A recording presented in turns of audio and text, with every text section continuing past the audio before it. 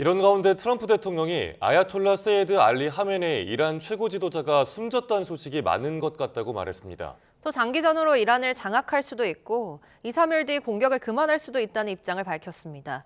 뉴욕을 연결해 자세한 소식 알아보겠습니다. 이승윤 특파원. 네, 뉴욕입니다.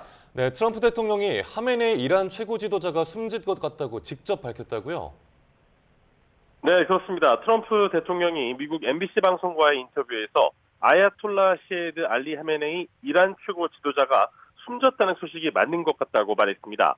미국 정부 당국자도 하메네이와 이란 고위 지도자 5명에서 10명이 숨진 것으로 보인다고 밝혔다고 폭스뉴스와 워싱턴 포스트 등 미국 언론들이 일제히 보도했습니다. 킬론라인 레빗 백악관 대변인은 트럼프 대통령이 말하라고 해서 이란에 대한 대대적인 공격 당시 밤새 상황을 지켜봤고 계속 이란 상황을 밀착 주시하고 있다고 밝혔습니다. 이어 트럼프 대통령이 벤야민 네타냐후 이스라엘 총리와 통화했지만 이란 공격을 함께 진행한 두 정상의 구체적인 대화 내용은 언급하지 않았습니다. 또 미국의 서유럽 군사 동맹인 대서양 조약기구 나토의 마르크 트리터 사무총장, 사우디아라비아, 카타르, 아랍에미리트 등 미국의 이란 주변 동맹국 지도자들과도 통화를 했다고 전했습니다. 공격에 앞서 마코 루비오 미국 국무장관은 미 의회 여야 지도부인 8명에게 전화를 걸어 연락이 닿은 7명에게 브리핑을 했다고 말했습니다. 전문가들 사이에선 이란이 미군에 대한 공격을 확대하는 등 이번 충돌이 위험한 방향으로 전개될 수 있으며 미국의 군사 작전이 기대한 성과를 예단하기 어렵다는 관측이 나오고 있습니다. 또 트럼프 대통령이 많은 이란 지도부 인사가 숨졌다며 이란 국민에게 정부를 접수하라고 촉구했지만 이란 야권 분열로 정권 교체 현실화가 쉽지 않을 것이라는 전망도 제기되고 있습니다.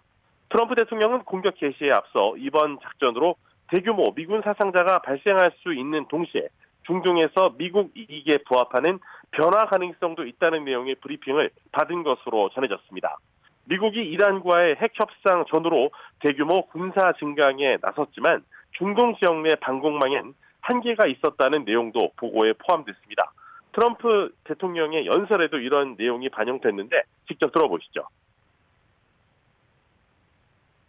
The lives of courageous American heroes may be lost and we may have casualties. That often happens in war. But we're doing this not for now. We're doing this for the future. And it is a noble mission. 네, 트럼프 대통령이 이란 공격이 장기전이 될 수 있다는 점을 시사했다고요? 네, 그렇습니다. 트럼프 대통령은 미국의 이란 공격과 관련해 장기전으로 가서 이란 전체를 장악할 수도 있고 2, 3일 뒤에는 공격을 그만둘 수도 있다고 말했습니다.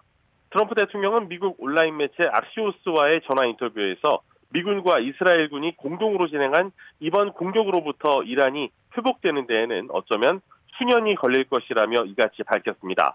악시오스는 2, 3일 뒤 이란에 대한 공격을 종료할 수도 있다는 트럼프 대통령의 발언은 아직 이란과의 외교적 해법에 열려있는 입장임을 보여준다고 해석했습니다. 트럼프 대통령은 작전명이 장대한 분노인 이번 이란에 대한 공격에서 여러 개의 출구 전략을 확보했다고 주장했습니다. 그러면서 이란은 합의에 가까이 다가갔다가 물러났고 가까워졌다가 다시 물러났다면서 이를 보면서 이란이 합의를 정말로 원하지 않는다고 이해했다고 말했습니다. 지금까지 뉴욕에서 YTN 이승윤입니다.